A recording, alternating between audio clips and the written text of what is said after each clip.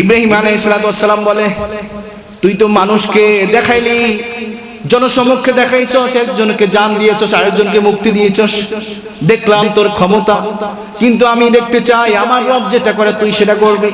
বলে, কি করে তোর রব? ইব্রাহিম আলাইহিস সালাম বলে, দেখ, আমার রব প্রত্যেক দিন পূর্ব দিক থেকে সূর্য ওঠায় আর প্রত্যেক দিন পশ্চিম দিকে সূর্য অস্ত যায়। তুই যেহেতু ফেরাউন নমরুদ, তোর যেহেতু এত ক্ষমতা, তুই পারলে সূর্যটা পশ্চিম দিকে উঠা, পূর্ব দিকে ডুবা। আল্লাহু আকবার। নমরুদের ক্ষমতা কার?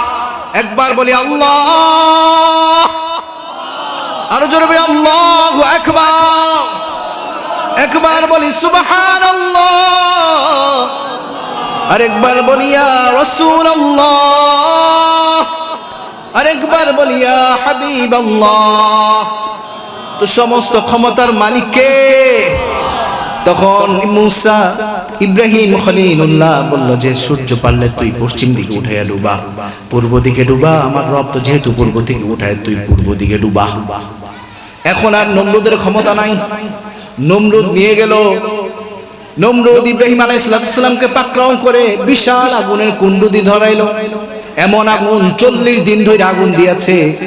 পুরো রাজ্যের মধ্যে ঘোষণা দিয়ে দিয়েছে, তোমাদের কারো চুলার মধ্যে কোনো আগুন জ্বলবে না। যত লাকড়ি আছে, যত কাঠ আছে, সব এখানে আনবা। এখানে আনার পরে সবাই এখানে আগুন দিবা। তোমাদের কাজে এটা, আমি তোমাদেরকে মজুরি দিব, এটার জন্য টাকা দিব। দীর্ঘ 40 দিন এমন আগুন দিয়েছে, এত আগুন দিয়েছে যে আগুনের কাছে কেউ যাইতে পারে না। এখন নমরুদ কিভাবে ইব্রাহিম আলাইহিস সালামকে সেখানে ফেলবে সেটাও তো করতে পারতেছে না। আগুন এত বেশি হয়ে গিয়েছে, আগুন এত বেশি, এখন মানুষ কাছে যাইতে পারে না। তখন একটা সিস্টেম বের করা হলো। হঠাৎ করে আমাদের দেশে যেভাবে খের উঠানো হয়, দেখছেন আপনারা? খেরের নাড়া বাঁধেন না আপনারা? ওই বাঁশের এক মাথার মধ্যে লাঠি বাঁধে, রশি বাঁধে, এটার আরেক মাথার মধ্যে খেরের একটা বড় মুষ্টি বাঁধে, বাইধা এটার মালামার উপরে। গ্রামাঞ্চলে এগুলো তো হয়। তখন ওইভাবে ইব্রাহিম আলাইহিস সালামকে লাঠির এক পাশে বেঁধেছে, আরেক পাশে রাইখা রশি দিয়া টান দিয়া তাকে আগুনের কুণ্ডলীর মধ্যে ফেলছে। নাউযুবিল্লাহ, আর জোরে বলেন নাউযুবিল্লাহ। কুণ্ডলীর মধ্যে এত আগুন মানুষ কাছে যাইতে পারে না। কিন্তু ইব্রাহিম আলাইহিস সালামকে নমরুদ সেখানে ফেলে দিয়েছে। এখন সবাই তো চিন্তা করছে যে ইব্রাহিমের তো একটা হাড্ডিও থাকবে না, এত আগুন। কিন্তু আল্লাহ পাক বললেন, এই আগুন, এখানে আমার নবী আছে। কে আছে? এখানে আমার নবী আছে। আগুন শব্দ, সবাইকে আগুন দিল, আমার ইব্রাহিমকে আগুন দেওয়া যাবে না। সবাইকে অঙ্গার করে ফেললো, আমার ইব্রাহিমকে করা যাবে না। সে আমার নবী, আল্লাহু আকবার, সে আমার খলিলুল্লাহ, তাকে ধরা যাবে না, ছোঁয়া যাবে না। যখন আগুনে ফেলা হয়েছে, জিবরাইল চলে আসছে, বলে, আল্লাহর নবী, আল্লাহ পাক পাঠাইছে, আপনার জন্য কি করা লাগবে, আপনি কি চান? তখন ইব্রাহিম বলে, আমার রবে দেখতেছেন, আমার কি চাওয়া প্রয়োজন। এই কথা শোনার পরে আল্লাহ পাক আগুনকে বলে দিলেন, কুল্লা ইয়া নারু কুনি বারদাও ওয়া সালামা,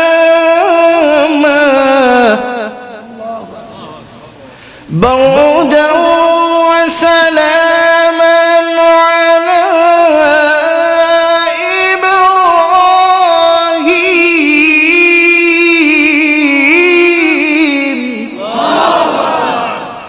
আল্লাহ বলে, আগুন সাবধান, এখানে আমার বন্ধু আছে, একটা পশমও যেন আমার বন্ধুর পোড়া না যায়। আগুন এমন ভাবে থাকবা, বেশি ঠান্ডাও হওয়া যাবে না, বেশি গরমও হওয়া যাবে না।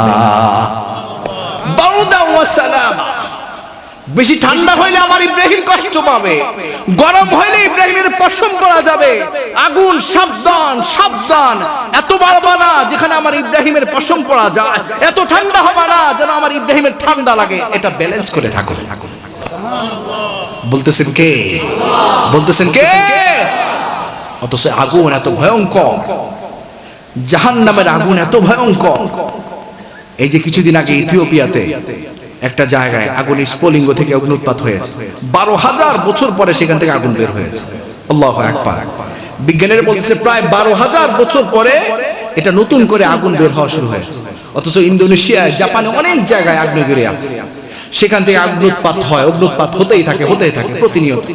আগুনের যখন লেয়ারটা পড়ে, এটা দেখলেও তো ভয় লাগে, এটার কাছে যাওয়া তো সম্ভব নাই। যারা রডের ফ্যাক্টরিতে গেছেন দেখছেন যে আগুনের কি ভয়ঙ্কর তাপ, যারা আখের ফ্যাক্টরিতে গেছেন দেখছেন না কি ভয়ঙ্কর, কি পরিমাণ আগুন। আর সব বাদ দিলাম, আপনার চুলার আগুনও তো সহ্য করতে পারবেন না, ঠিক কিনা বলেন?